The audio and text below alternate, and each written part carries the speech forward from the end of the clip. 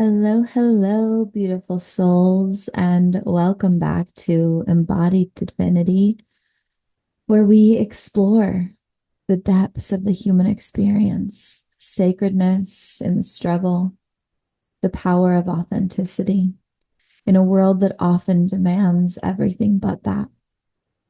I'm your host, Nikayla Mariah, and today we're diving into something that's been unfolding within me in real time: the tension between being and becoming. I don't know, it's a weird space to be in. I feel like I've died and been reborn over thousands of times in this one physical body. Like there's so many different versions of me. And I'm getting pretty good at this space in between. I noticed this time in particular, there's almost like this lull in my body and my nervous system, just like this undisturbable foundation of peace. Like so many things this weekend that could have dysregulated my nervous system just simply didn't. In fact, let's see, about 7 minutes ago, as I'm walking into my office to record this podcast, I have this beautiful cup of iced coffee I had just made with my favorite organic coffee. And I had this really yummy homemade gingerbread creamer, and it was absolutely perfect. And I'm walking in and I sat down. I walk towards my computer and it literally just like slips out of my hand and it goes everywhere. Like 20 ounces of coffee and creamer just fucking everywhere. And I just thought, huh. And I walked upstairs and I grabbed some towels and I cleaned it all up and I washed it all down and I cleaned up the cleanup material, made myself a new cup of coffee, which might I add is even better. But it didn't interrupt my flow. It didn't interrupt my peace. When 5 years ago, it definitely would have. I might not even have recorded this episode 5 years ago after that happened, but that's kind of how it's been. Yesterday, I was helping out a family member and I had someone approach me with just this really aggressive, angry energy directed straight at my heart space. And I distinctly remember just grounding and observing this person's anger and rage towards whatever they perceived. And I just was able to sit there and speak my truth in a very calm, loving way and let the situation diffuse. Um, I did cry when I had space to myself, I think just to alchemize all of the energy that had moved through my body. But there was just this underlying feeling of peace. And I feel like a lot of the world is in this kind of lull right now, this space in between where we're no longer the society we used to be, but we aren't quite who we're becoming. And that's where I'm at right now. No longer the person I was last week, yesterday, but not yet fully the person I'm becoming in this new phase of my existence. And maybe you felt this too, this strange, uncomfortable middle ground where it feels like your old self doesn't quite fit anymore, but the new version you are welcoming hasn't fully arrived. It's disorienting. It can be confusing, but we can choose to move through it with so much ease and grace. If we can do that inner work to regulate our breath, to face our shadows, to not feel shame or guilt or any of the feelings that sometimes come with discomfort as our unhealed mind tries to figure out what is happening and why. Even with that coffee situation, I know people who would have sat with that situation and tried to figure out why it was happening to them. And instead, it's like, can we just go with these flows, with these waves of life, with with whatever is happening. Let it just be. Let's not put any extra weight on it. We already have enough to deal with. Let's just let life be and ride the waves. We've talked a lot about surrender the last few weeks, and a huge part of surrender and an uncomfortable part of surrender is the stillness and the beingness that ultimately comes with surrender. Stillness, which is what for me created that underlying foundation of peace that I am currently experiencing in my life. It's my time with stillness, my comfortability with being. Stillness can be incredibly hard. In a world that glorifies achievement and productivity, simply being can feel like a failure, especially if you have people who are programmed to think in that old achievement mindset projecting onto you. I personally have undone so much conditioning of measuring my success on how much I accomplish and how much I produce, how many boxes I check off my to-do list. You guys, I was a raging overachiever. I was addicted to productivity. I had my master's degree when I was 23. I was teaching high school full time when I was 18 years old because I graduated high school early because I couldn't stop. There's so many things I've done in my life. I couldn't even name them all. And none of them fulfilled me. None of them felt like, oh my God, this is so cool. It was literally checking off a box.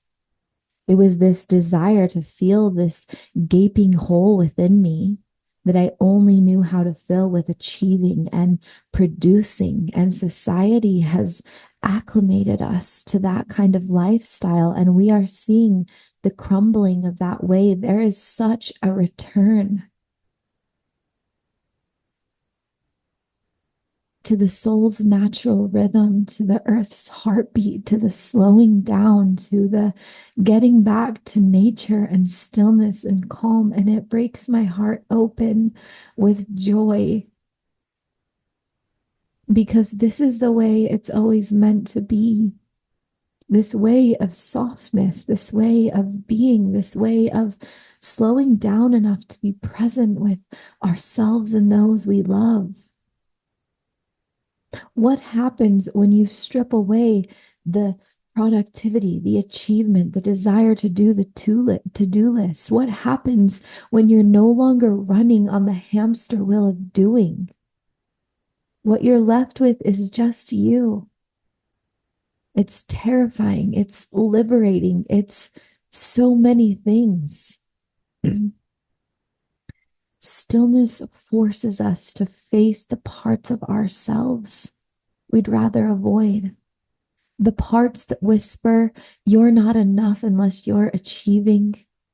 The parts that make us question our worth when we're not producing. But here's the truth. The essence of who we are is not in the doing. It's in the being. It's one of the reasons I love practicing yin yoga so much. I'm all for those fun, high intensity workouts, but I make it an intention to do yin yoga every night because it calls me back to myself, back to the stillness, back to my body. I want you to sink into this moment for just a minute. And I want you to hear this. The essence of who you are is not in the doing. It is in the being.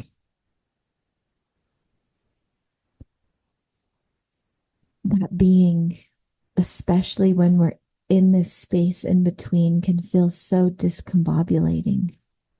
It's uncomfortable, yeah, but it's also so sacred. It's one of my favorite places to be in. Think about a seed underground. It's buried in the darkness, breaking open, transforming. It doesn't look like much. To the outside world, it might even seem like nothing is happening. But we know that this is where the magic is. This is where the growth begins. And the same is true for you and me. So if you're in this season where it feels like nothing's happening, where it feels like you're stuck in this lull of life, where you're breaking open but not yet blooming, know this: you are not stagnant. You are sacredly still. You are becoming, and that is enough. To go back to yoga for a minute, in my I'm kind of in this weird intense place of working out right now. I do like high intensity every morning when I wake up at the gym. And then around 9:30, 10 o'clock, I go to a 90-minute 26 and 2 hot yoga class. And then I end the night in yin yoga. And I'm doing all of this because it helps me be, it helps me connect with my body, with my essence.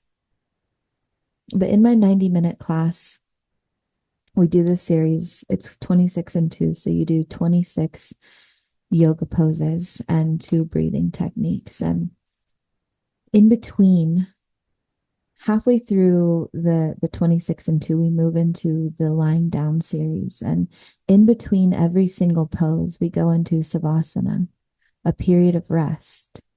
And what it allows you to do, savasana is one of the most incredible parts of yoga, and what I think is the most important part of yoga, where you lie in stillness on your back in corpse pose or savasana, and your body is in a way structured in a way that all the energy is flowing. And what happens here is this is where your body receives and integrates the the juices, the yumminess, the benefits of every pose you have just done. It's in savasana that we're able to receive, and our body's able to move that into ourselves at a cellular level. Without the rest, our body wouldn't receive the benefits. And it's the same thing for this space in between.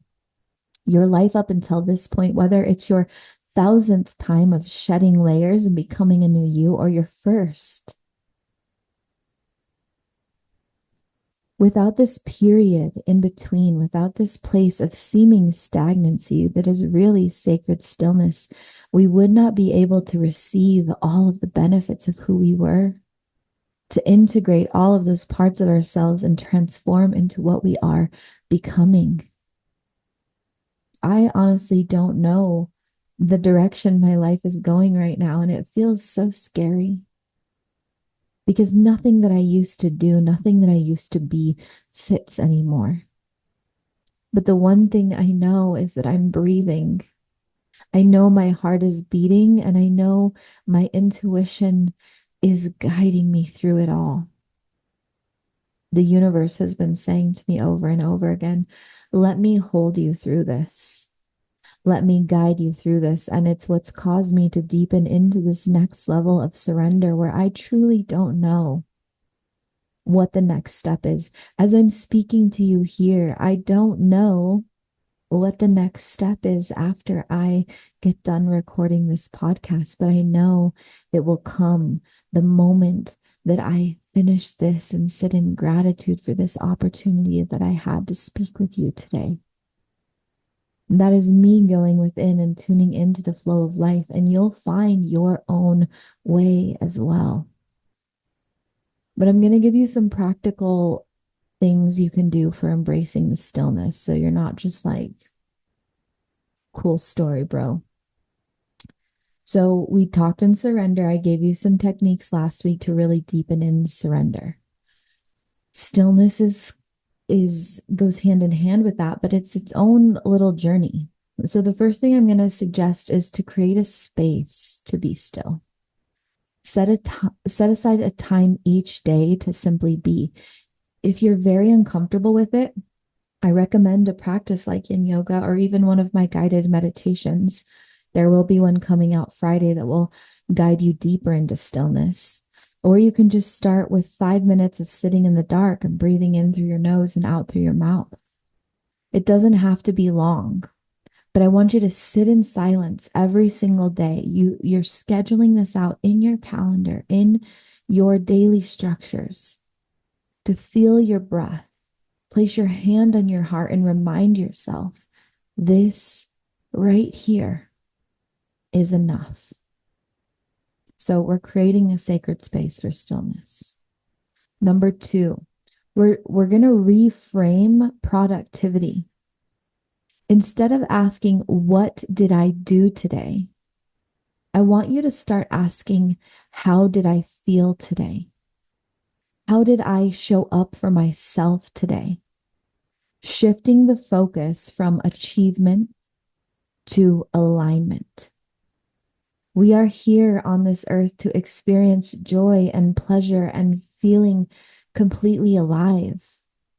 We are not these machines here to produce and create all the time. How did I feel today, and how did I show up for myself today? The next thing we're going to do is let go of the timeline. One of the hardest parts of the space in between is the uncertainty of when you'll arrive in the next phase. But here's the thing, there is no finish line. Life isn't a race, it's a rhythm. Trust that you're exactly where you're meant to be. I've said this before, I'll probably say it 1,000 more times. We suffer when we argue with life happening for us.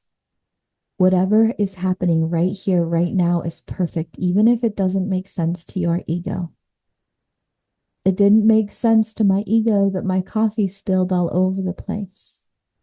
But life was happening for me in that moment. And I went with the flow of life. When rage bubbles up inside, or grief, when sadness, when joy, when pleasure, when opportunity, ride the wave. Let life happen for you without attaching so much weight and pressure to it all, without trying to figure it all out. And the last step in stillness is practicing self-compassion. When your inner critic tells you you're not you're not doing enough, speak back with love. Remind yourself that growth isn't linear.